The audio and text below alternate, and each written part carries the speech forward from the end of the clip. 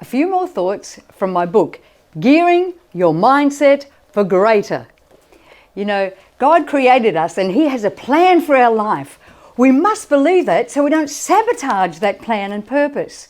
We need to get rid of limiting mindsets that lodge themselves for many and varied reasons, or we will never be able to achieve what we are capable of achieving.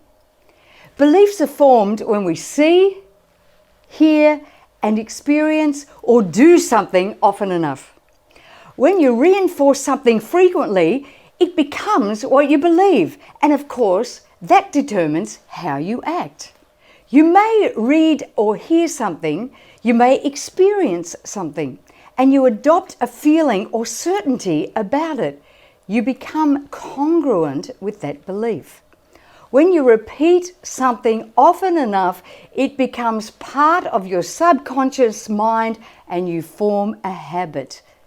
Sometimes we need to look at the beliefs we hold, evaluate where they come from, and decide if these beliefs are still serving us or are they actually destructive and disempowering us, preventing us from achieving our God-given vision and dreams.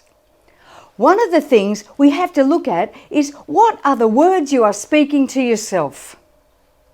You see, when you say something often enough, it gets down into your spirit and you begin to believe it. And that determines how you will act. Over time, you will actually become what you are saying about yourself and continually speaking over your life.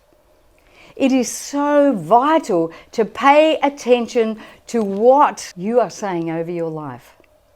What you say about yourself is even more powerful than what others say about you.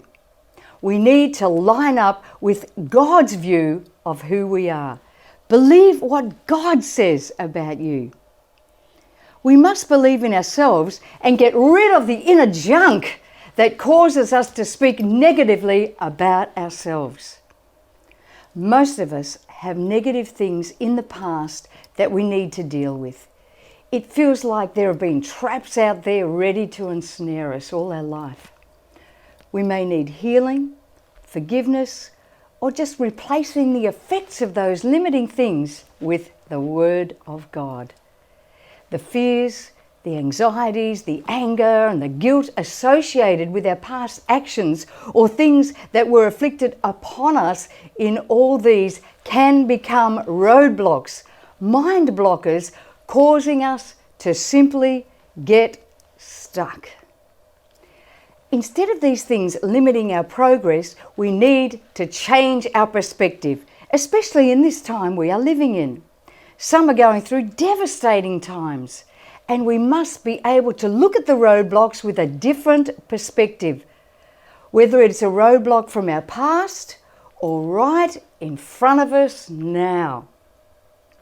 It is crucial we draw on the wisdom of God to know how to deal with the situations we find ourselves in.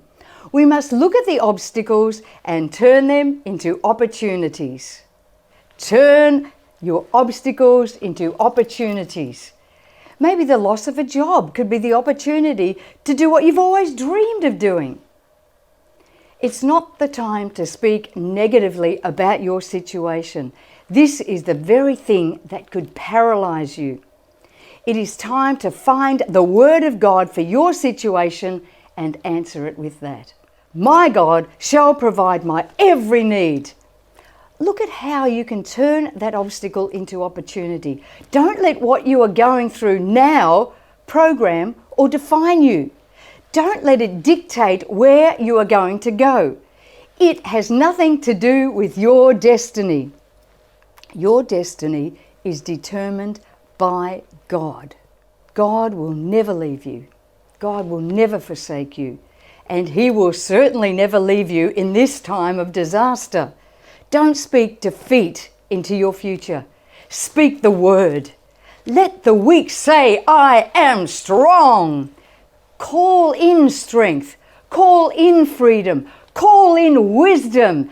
Change your perspective. Thanks for listening. This is Rosanna Palmer.